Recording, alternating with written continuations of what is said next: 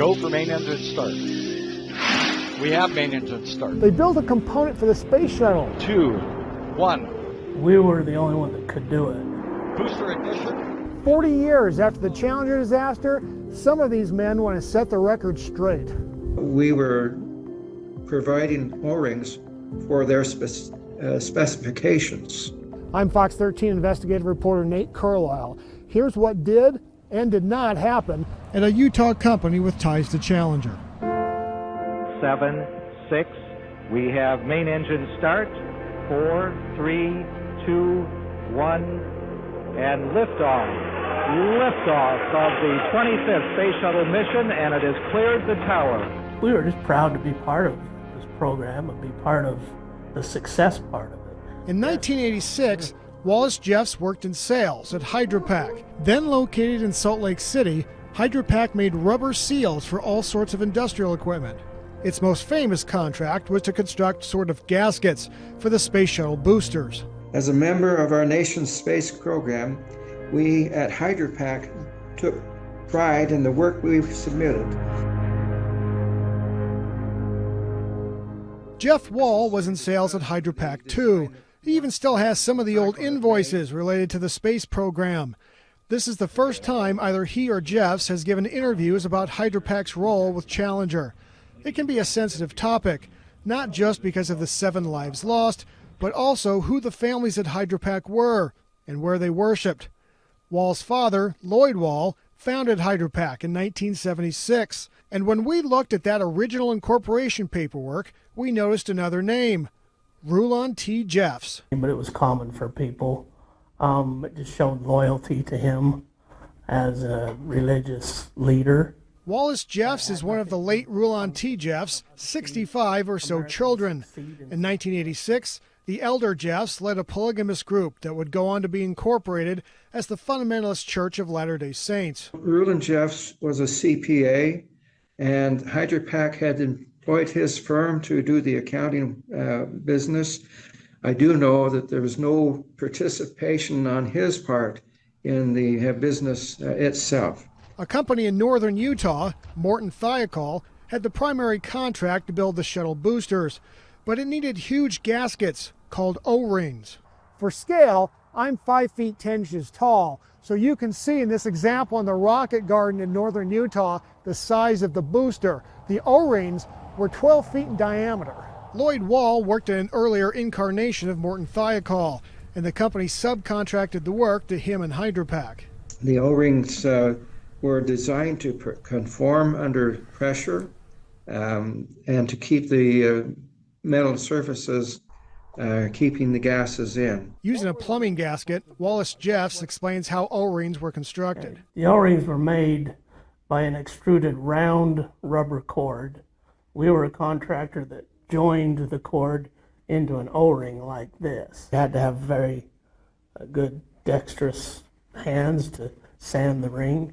So it was done mostly with ladies because they were really good at it. They had to cure the joints of the O-rings in an oven. And Hydra-Pac did not have an industrial oven, and so they took them home. The O-ring prototypes were cured in the Wall family oven. When the process was verified by Thiokol engineers and NASA, then the oven, an industrial oven was purchased. The night before the Challenger launch, engineers at Morton Thiokol, seeing temperatures at Cape Canaveral were going to be below or near freezing, cautioned against a launch. The component they worried about? The O-rings. Under cold conditions, this material called fluorocarbon was not particularly resilient, and that was shared with NASA by Thiokol engineers months before the Challenger launch. And here comes the flight crew now. But, an investigation would later find, company managers recommended Challenger lift off as scheduled. Yes, followed by Krista Masala, Feature in Space. Hydra-Pac was not involved in the decision-making process for whether to launch or not. On January 28th, 1986, Challenger now heading downrange. I was in a hardware store at the time of the disaster, getting materials to add onto our building. Challenger, go and throttle up. And I saw the shuttle disaster on the TV. seconds. Velocity 2,900 feet per second. Altitude 9 nautical miles. Downrange distance. And I was 7 sick that day.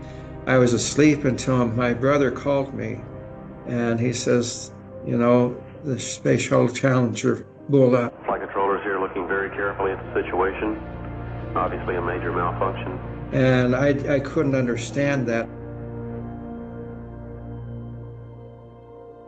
We come together today to mourn the loss of brave Americans. President Reagan appointed an independent commission Will the commission come to order, please?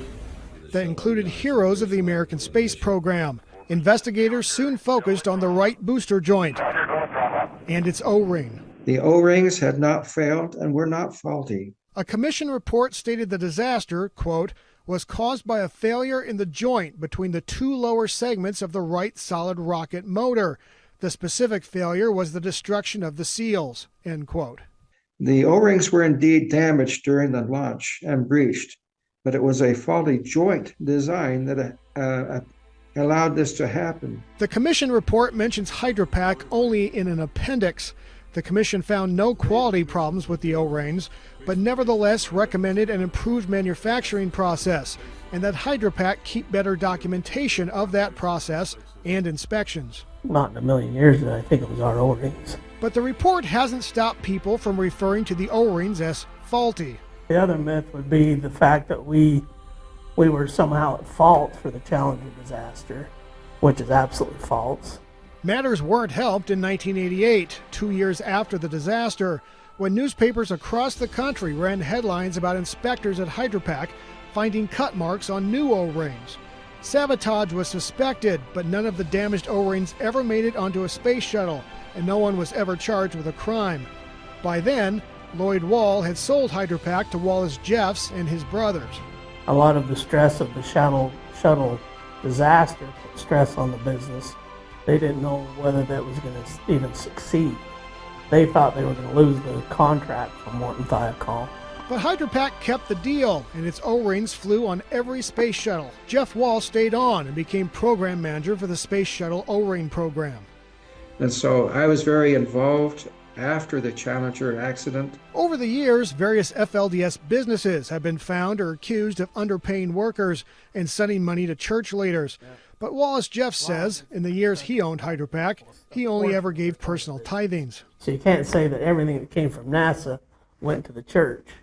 It was just we gave donations to the church through our ownership of the business. Wallace Jeffs and his partners split up and sold HydroPack near the turn of the century.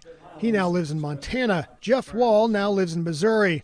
He is recovering from a stroke. For that reason, Fox 13 agreed to send him questions in advance. What was Morton Thiokol is now part of defense industry giant Northrop Grumman. This is our 50th anniversary. Okay. Yeah. So we're going to make a big shebang about it. Might even give you a hoodie. HydroPack is now headquartered in West Jordan and still makes seals. We service all kinds of industries, from a pressure cooker all the way up to steel aerospace. Your United States Air Force's F-35A Lightning II. We do some stuff in the F-35 program. Jake Jeffs is HydroPack's general manager.